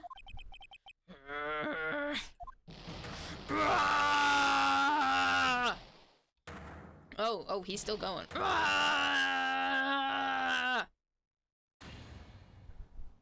scream. I've heard that scream before. Wait. I know. Help, I can't breathe. Quiet, I said quiet. You're not making this any easier. Stop breathing my air. I'll stop you. Stop breathing my air! Get away! Get away from my father! Ah! Yeah, so when Miles threw the gun, the shot that got fired shot through the elevator and hit Von Karma. It's that scream I heard in the elevator 15 years ago. Von Karma, it was you who screamed! Mr. Von Karma? Edgeworth! Edgeworth! Only you would dare defy me! So it was you. You and your father are my curse! Your father shamed me with a penalty on my record. And you left a scar on my shoulder that would never fade. I'll bury you! I'll bury you with my bare hands! Death! Death! 15 years earlier. Chief Prosecutor, I am sorry.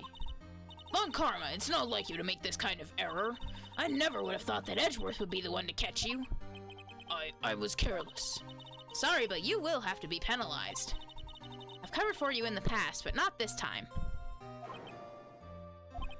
Edgeworth. It was a shock like none that I had ever known. Me? Penalized? It took hours for me to regain my composure. Suddenly I found myself in the darkness. I was in the court records room. I must have wandered in there without thinking where I was going. The room was pitch black, the lights must have gone out. I went out into the hall and felt my way to the elevator. I pressed the button, but nothing happened. Well, yeah, the fucking power was out, you dumbass. Then, there was a noise. I was in pain, a horrible burning pain in my shoulder. Just then, the lights came back on. The elevator door opened before my eyes.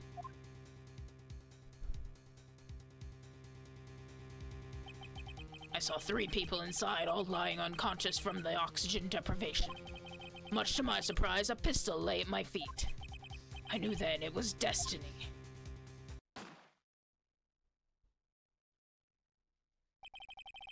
In his last moments, Gregory Edgeworth was still unconscious. He died never knowing who had shot him. Which is exactly what I said had happened. Which is why when Misty channeled him and he pointed out Yanni Yogi and he was wrong, he couldn't have known. He couldn't have known who killed him because he was unconscious and Yogi was just the last person who, other than his own son, who he had interacted with. And obviously Miles wouldn't have done anything to harm his father.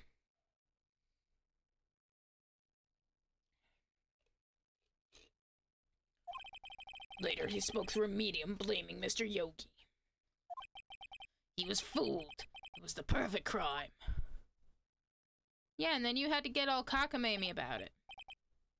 Why you tiskin? Who would have thought another man would have come to open that elevator door? Judge! What? What are you doing?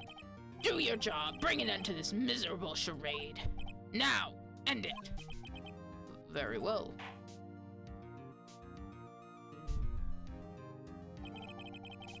It appears we have come a very long way to the end of this maze. 15 years later. Mr. Miles Edgeworth? Yes, Your Honor? You were innocent. You are innocent.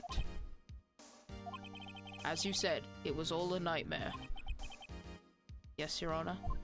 This court finds the defendant, Mr. Miles Edgeworth, not guilty.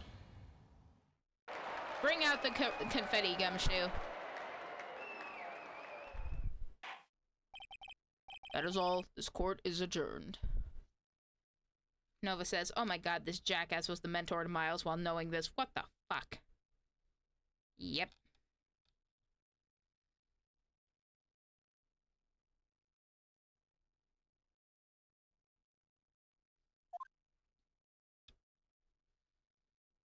If anything, he probably thought it was like a hilariously cruel irony thing to take in his most hated rival's kid and turn him into everything that he hated. He's like everything that he stood against. Like, I could absolutely see Von Karma doing some shit like that. December 28th, 5:38 p.m. District Court Defendant Lobby Number 2. And now to shove my can up Von Karma's ass so far. Nick, we did it! Did you see his face? Von Karma looked even paler than usual. He's pretending to be all cool, but inside you crushed him, Nick. Crushed. I gotta say, I'm impressed. It was pretty close, though. I was sure we'd had it. Oh, pardon me. I know, I was on the verge of tears the whole time myself. Now, it's all just a good memory. So it's finally over, Edgeworth. Right. Yeah? Oh, good. And a stretch.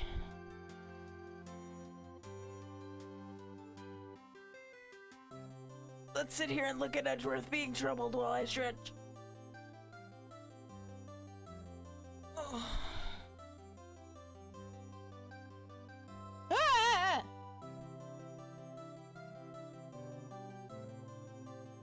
Apparently I stretched too far, a rubber band snapped. I'm not sure how to say this. I know. Try. Thank you. I see. Thank you, right? You're welcome. I think you could have done it better. I think you could have done better than that. Sorry. I'm not good at this sort of thing. You got a lot to learn, Edgeworth. She's got you there. Whoa! Amazing, pal. You pulled through just like I thought you would. I'll never forget this. I owe you one, pal.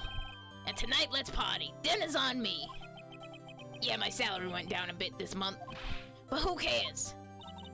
See, Mr. Edgeworth? You should take a lesson from Detective Gumshoe. Oh god, I think this is my favorite fucking line. That's how you say thank you. I see. Whoop!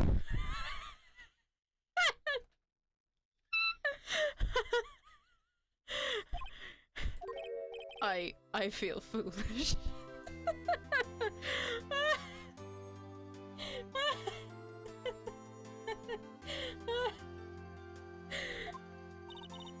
Don't worry, take it a little at a time. You'll get used to it. It's been 15 years since I've seen Edgeworth this unguarded. Hey, y'all! Lotta! Y'all were great in there. Thank you. Yo, Edgeworth, congrats! Thank y'all.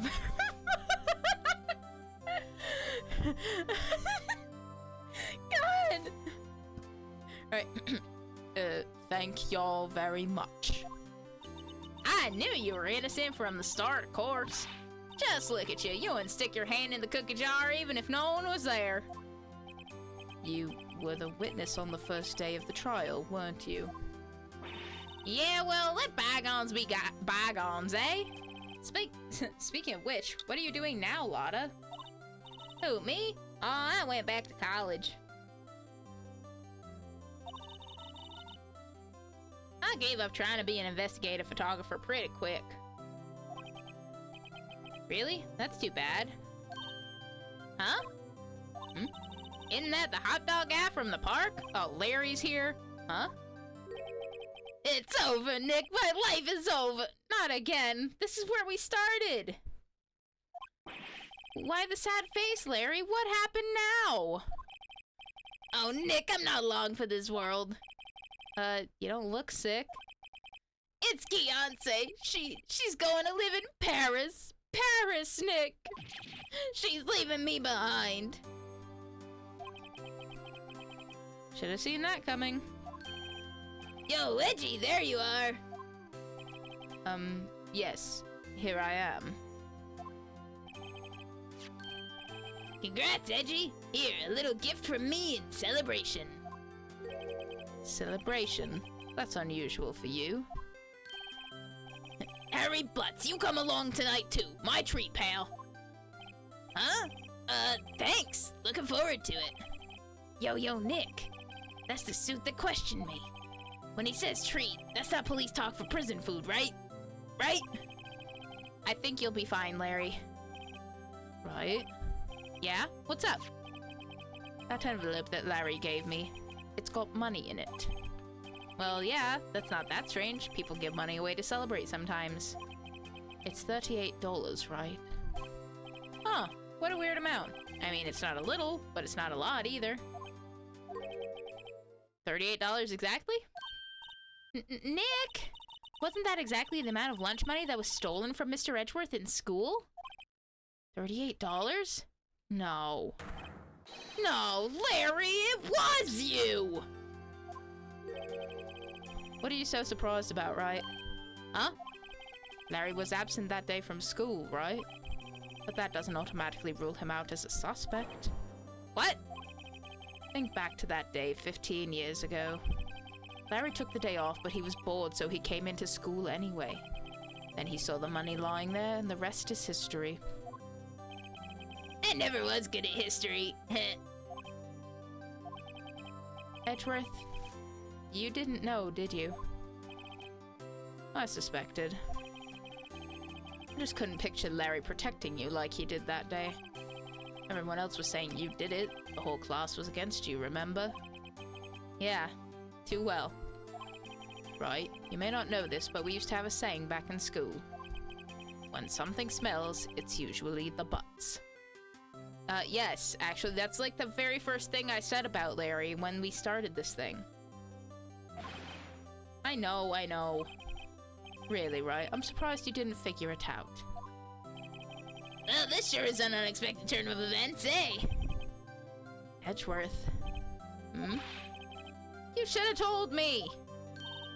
Now, Nick, it was 15 years ago. Don't you think the statute of limitations has run out, Mr. Edgeworth? I'd say so, yes. There you have it. Where does that leave me? I became a defense attorney because of what you two did.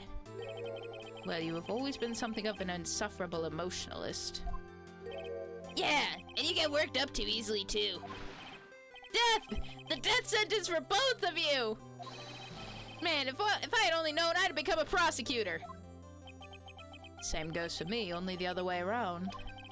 For the longest time, I thought I might have killed my own father. I thought I might be a criminal. I became a prosecutor in part to punish myself. If I had known the truth, I might have become a defense attorney after all. Edgeworth. Want to switch right? Hey, y'all, line up. I'll take a photo. Hey, photo time. Let's go. And after that, dinner on me. Detective Gumshoe took us out on the town that night. We celebrated Edgeworth's newfound freedom, even though Edgeworth himself was still in detention. Oh! December 29th, 5:02 a.m., Wright & Co. Law Offices. Whoa, I went a little overboard yesterday. My head hurts.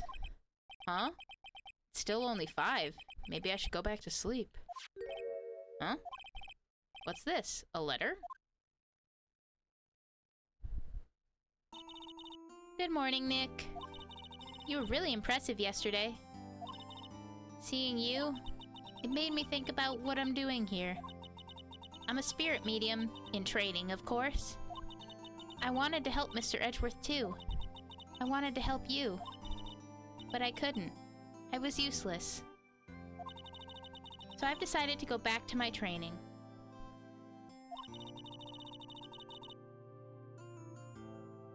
I'll become a full-fledged spirit medium, for starters. I couldn't say it to your face, so I left this letter. Goodbye, Nick. Goodbye? What time is it?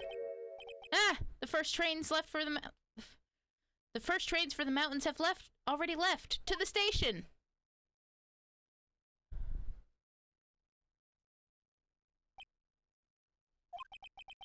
I guess I'm too late. Hey! Nick! Maya! So, you're leaving? Yeah. It's hard being a spirit medium who can't talk to spirits. And I think you'll do fine without me, Nick. Be good, okay?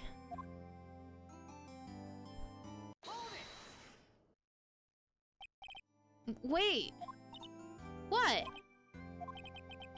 I never could have saved Edgeworth without your help. Huh? On the last day of the trial, I heard her. I heard Mia's voice. You heard my sister? Yes, only her voice, but still. It was at the very end when I thought we'd lost everything. Well, that's my sister for you. Detective Gumshoe helped, and Mr. Grossberg, and even Larry. I'm the only one who couldn't help. I was useless, Nick. You were the one who stopped Von Karma, Maya? Huh? I didn't do anything. All I did was wander around in a daze. Sorry, but I have evidence that you helped. Evidence? Show Maya some evidence to cheer her up. Yeah. When she got at Von Karma, she was the one who grabbed the bullet before he tased her. A bullet? Von Karma was convinced he had taken all of the evidence pertaining to DL6. But you were the one who rescued the last piece of evidence we needed. This was the bullet that put an end to Von Karma. And you were the one who gave it to me. Nick. Thanks, Maya. I couldn't have done it without you. I'll be back soon. Huh? I'm going to complete my training and come back. Okay. I'll be waiting.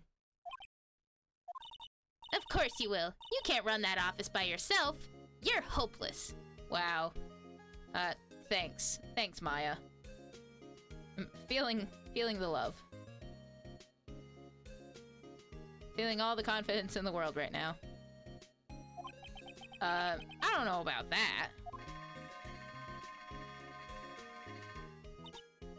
So, this is it.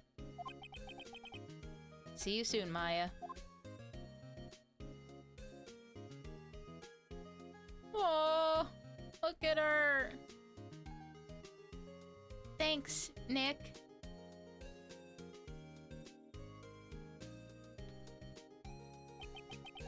And so my story ends. Time to turn a new page.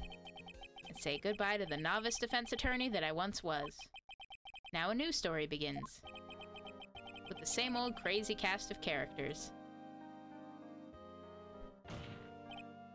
Ha! Don't think you've graduated yet, amateur. Mr. Wright, perhaps you'd like to rethink that claim? Yes, Your Honor. Uh-oh, I got a bad feeling about this.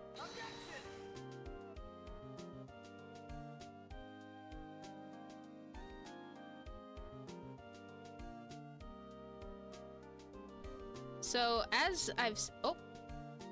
Hey, pal. Mr. Edgeworth came down to the precinct to wish me a happy new year. Talk about a pleasant surprise.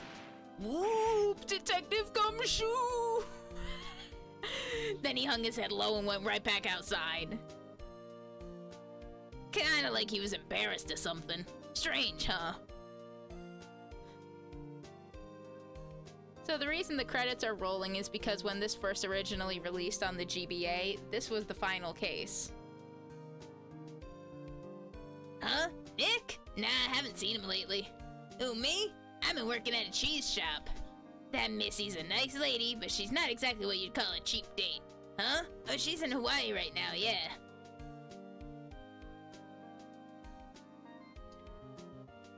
So like all of this stuff was basically not just the end of the big final case, but it was also the end of the game. Who, right? Yeah, I remember him. I hear he's been busy lately. You know, not to ring my own bell, but I sort of taught him everything he knows. I'm sure he's grateful. He probably doesn't even know who you are. But after this, when they did the re-release for the 3DS, or for the DS rather, oh, this fucking guy. Phoenix Wright, Ah, the defense attorney for whom I wrote that affidavit for, yes. Oh, you should know I've taken over management of the Gatewater Hotel recently. Should you be in the area, please stop by.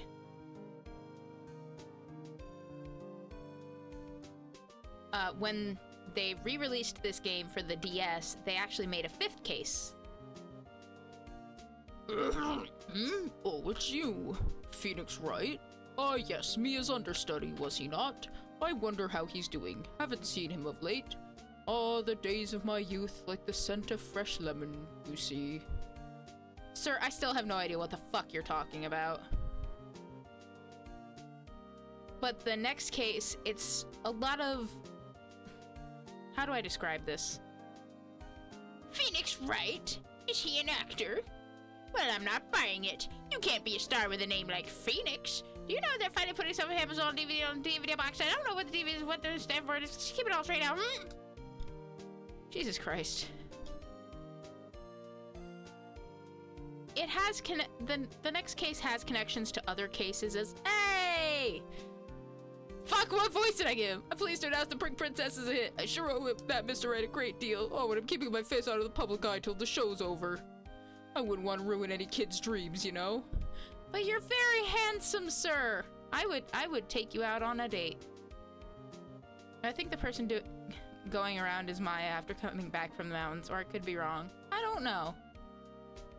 Oh, I got a letter from Maya the other day. Sounds like she caught a cold standing under a waterfall. I wanted to visit, but I didn't have time, so I sent her some Pink Princess trading cards. She says she can't buy them where she is. What kind of place is she living at anyway? Well, I guess that answers that question. But the next case is a little bit of a standalone, but it has a lot of consequences that reach to... Right? Who's that? You wanna talk? Let's talk Pink Princess. Alright.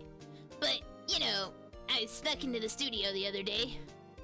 I saw her. The one inside the pink princess suit. Ugh, what a dog. It's kind of a shock for a boy of my tender age.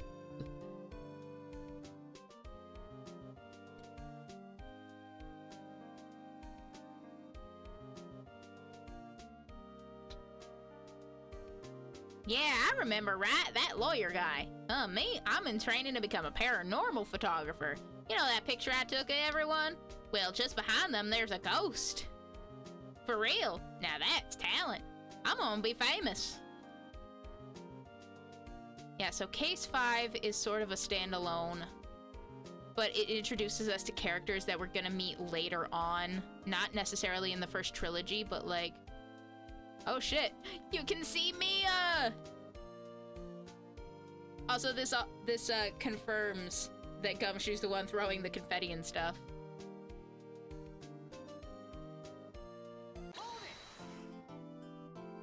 Can I help you? A brand new episode has been added. Case 5, Rise from the Ashes.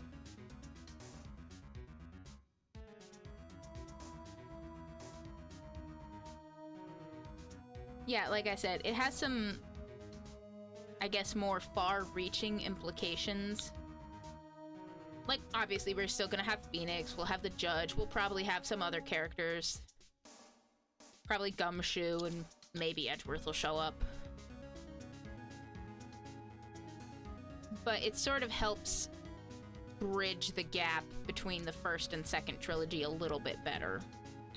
Like I said, it introduces some of the characters and events that lead them to how they get there. Which we're not going to find out about for a very long time.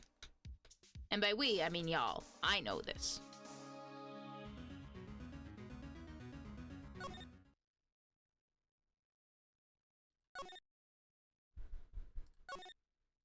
I know this because, frankly, Rise from the Ashes is like... Snooze that ad. The Judge is so ditzy sometimes. Yes. Yes, he is. He really is. But ultimately, he comes to the right conclusion and does the right verdict and everything, so... We may have to hold his hand a little bit, but he does get there. And I guess there are worse things. There are definitely worse things that could happen.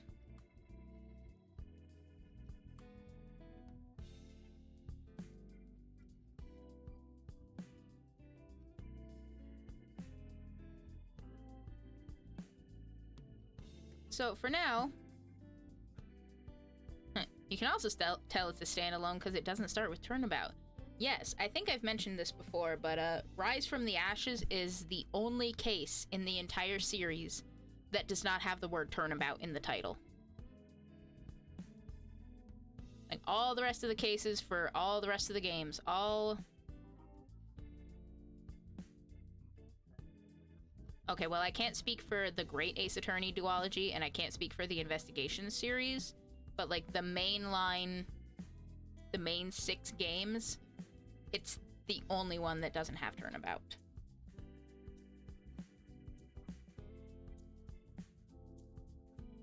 WTF? What do you mean, WTF? WTF at the... I'm not gonna say spin-offs, but, like... I guess they kind of are spin-offs. I don't know.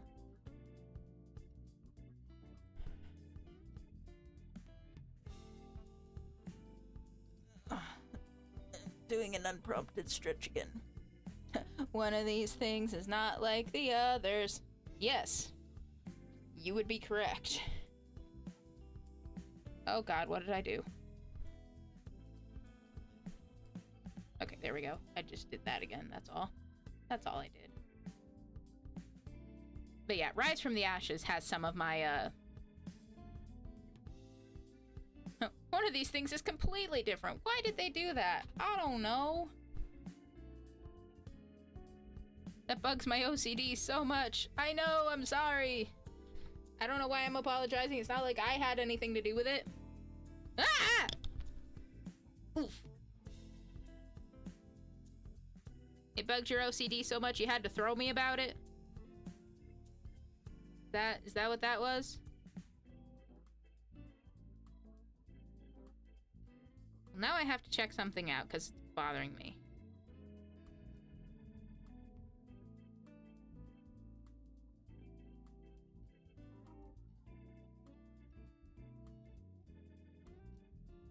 Who am I raiding? I'm not 100% sure yet. Nah, the yeet was just because. Okay, fair.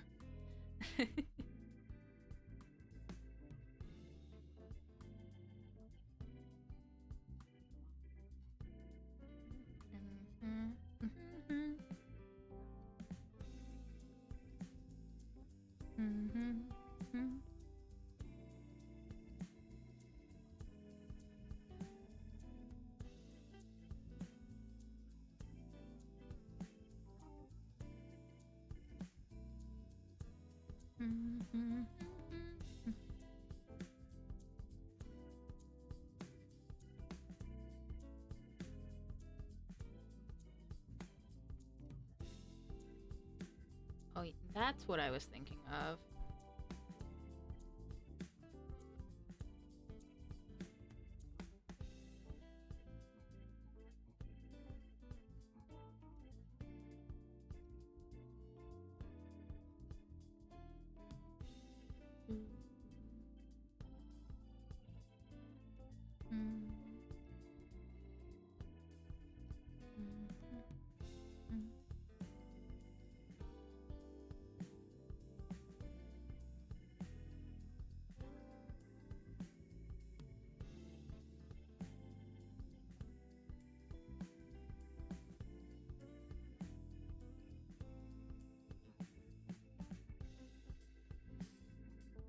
Okay, so for what it's worth, I just checked, and at the very least in the spin-offs, or the singular spin-off, the Professor Layton crossover, only one of the cases has Turnabout in the name on that one. So it's not like it's a complete wackadoo.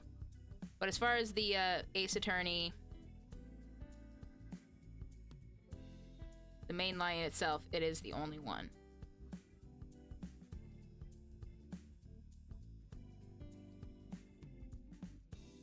Then again, if they went with the regular Turnabout theme naming, they would probably call it Turnabout Phoenix, and that would just be a bit, probably like extra on the nose.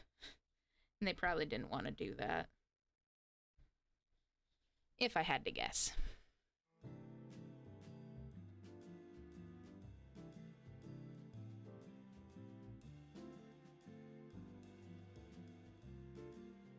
What, have I broken your OCD even more? Have I?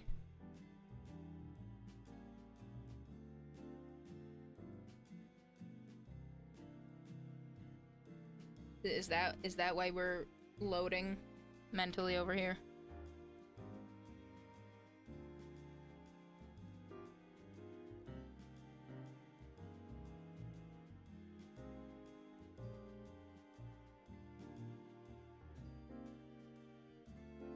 Oh well. Not you, the game makers have. I know not me, but I'm also the one pointing it out.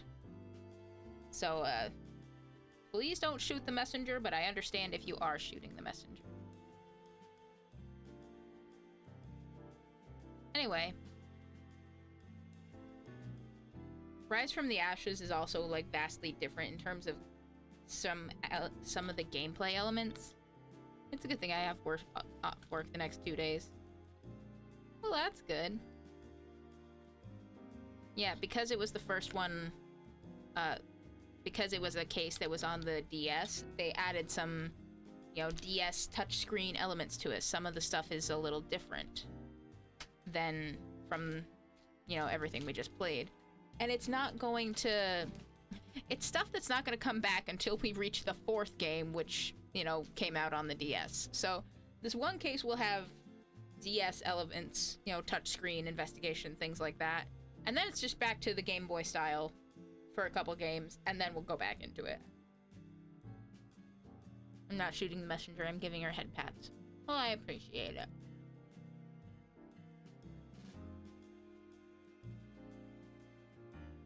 But yeah, frankly, even though it is like a standalone and like very few of the characters ever even get mentioned again, let alone show up.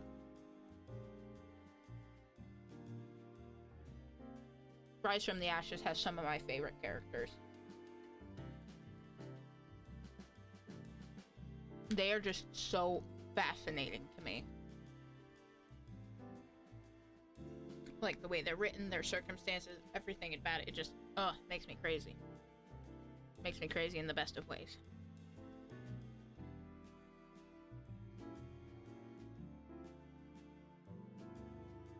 And I do not remember how many of them we are going to meet right away.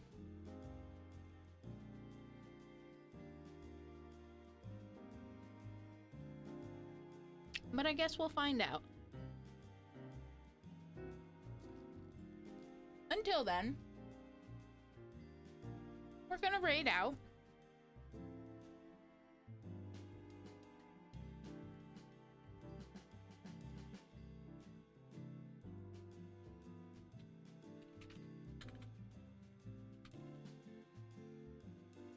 We're gonna raid out to a good Buppy boy. Raiding out to Sunny XD, who is playing Peak with some friends. I don't know exactly why, but I know he's doing like a 24-hour stream, so that's what he's doing right now.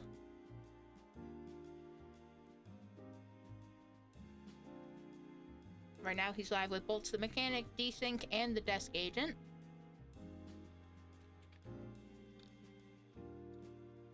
So we'll put your to-go hors d'oeuvres are here.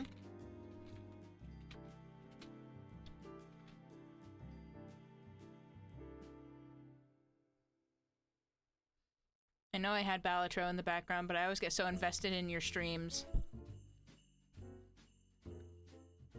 And I focus solely on them. That's impressive because my ADHD meds have worn off by now. Well, I will take that as a very high form of a compliment. How about that?